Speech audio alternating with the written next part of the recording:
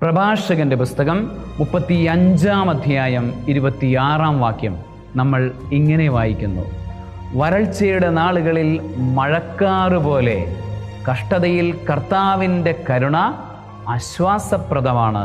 ഒരിക്കൽ കൂടെ വായിക്കാം: വരൾച്ചയുടെ നാളുകളിൽ മഴക്കാറെന്നതുപോലെ കഷ്ടതയിൽ കർത്താവിൻ്റെ കരുണ ആശ്വാസപ്രദമാണ്.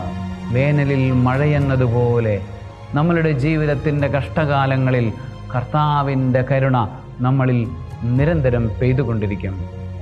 നമ്മൾ ആശ്വാസത്തിന് വേണ്ടി ആഗ്രഹിക്കുന്ന നിമിഷങ്ങളിൽ അവിടുത്തെ കരുണ നമ്മളുടെ മേൽ വർഷിച്ചു കൊണ്ടിരിക്കും. ആകയാൽ വരൾച്ചയുടെ നാളുകളിലും മഴയെന്നതുപോലെ സർവശക്തനായ ദൈവം പിതാവും പുത്രനും പരിശുദ്ധാത്മാവും അവിടുത്തെ കരുണ കൊണ്ട് നിങ്ങളെ സമൃദ്ധമായി എല്ലാ കാലത്തും അനുഗ്രഹിക്കുമാറാകട്ടെ. ആമേൻ.